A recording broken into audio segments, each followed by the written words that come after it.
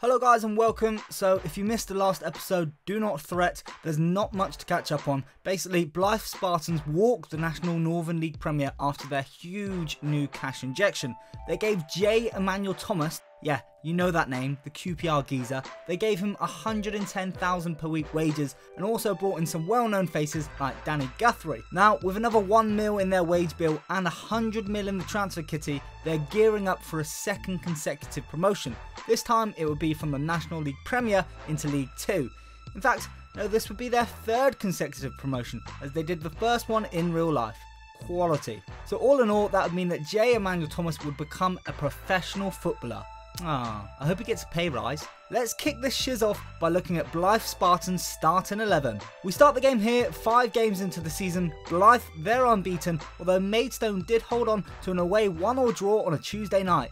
Go on, Maidstone, you show these big timers who's boss. In terms of transfers, and it's got a little bit silly. Remember they spent $700k in the first season? Well, at the end of that season, and Blyth spent, you know, just an extra 14 million. Like, where did that come from? And then, get this, they spent another 33 million the following season. Stop dipping into my mega money pot so early, Blyth. You're going to need it to sign Neymar in 5 seasons' time. Jeez. So, seemingly, the step from National League North to Premier is devastatingly ginormous. And with that, a wealth of players are enticed to the division. Henry Lansbury, for instance. He takes the bow from the Championship with Villa to join the Spartans. On a modest 38k per week wages, by the way. That's less than half of Super J. Emmanuel Thomas. They also signed Hal Robson-Kanu. I mean, this is probably actually the sort of level he should be operating at. And then they managed to rope in Jeff Hendrick from the Premier League, down 4 tiers from Burnley. That's Blyth's new record signing, by the way. Hendrick making history. Also Angus Gunn, Scott Arfield, Ryan Seeger, great youngsters. This is gearing up to be a great side.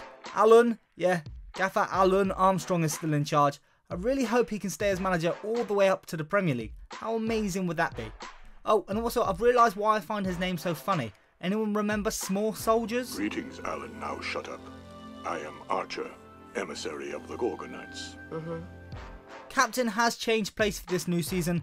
Andy Boyle, who is a new signing from Preston North End, he takes the armband, and then Jeff Hendrick is the vice like Miami. So the starting lineup is taken just 1 and a bit seasons, but there are literally no original Blyth Spartans left.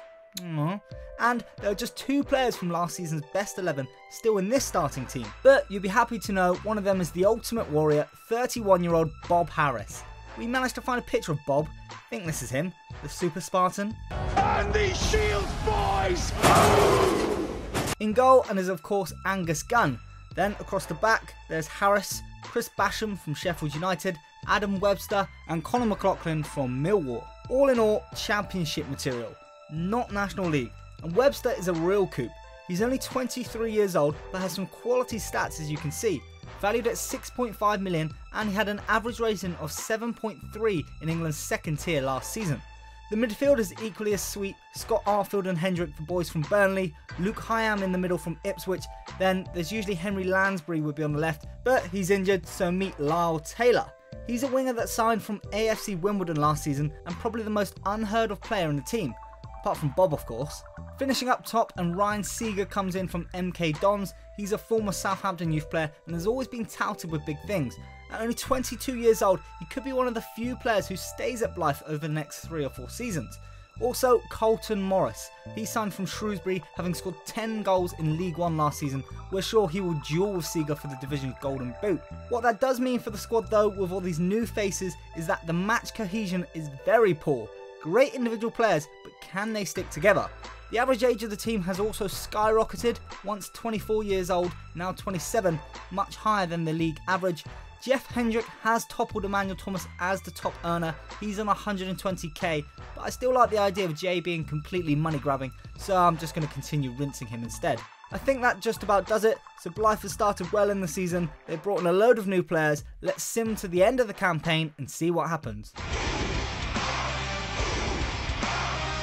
Boom! Look at that. To be fair, what else did we expect? The early days of this project should be a breeze. It's when we get to the Prem and money is no longer like 267 times more available than any other club around us.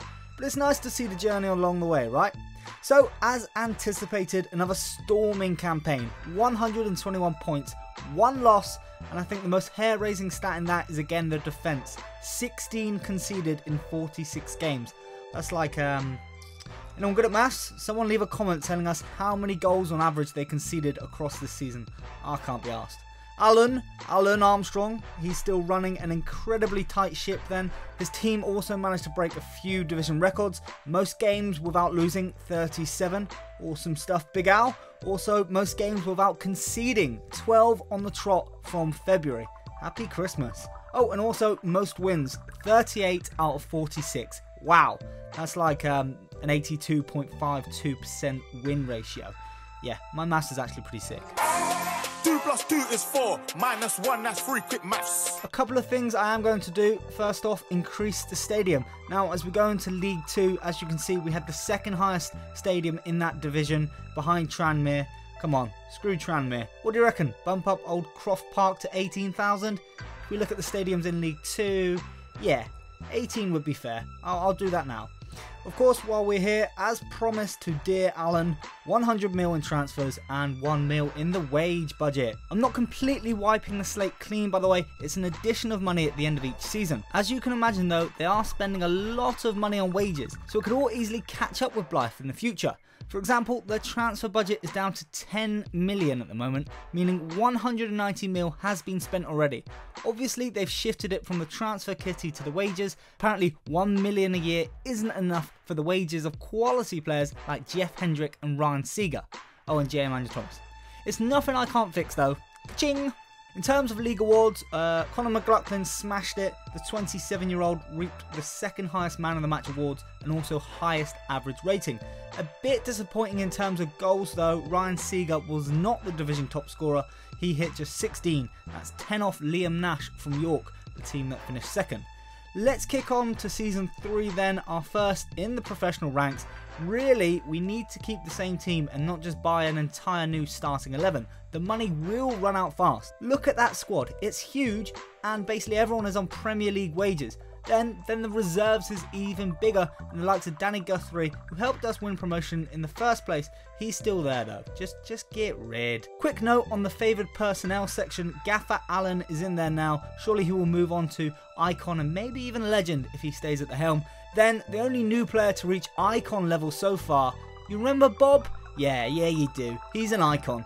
Let's hope he can retain his place at left back for a 3rd consecutive season now in League 2. That's all from us. I've been Liam Curtis. Like and subscribe. We've got some big seasons ahead of us, so join us next week or the week after for Season 3. Like and subscribe. HITC Top Corner Gaming.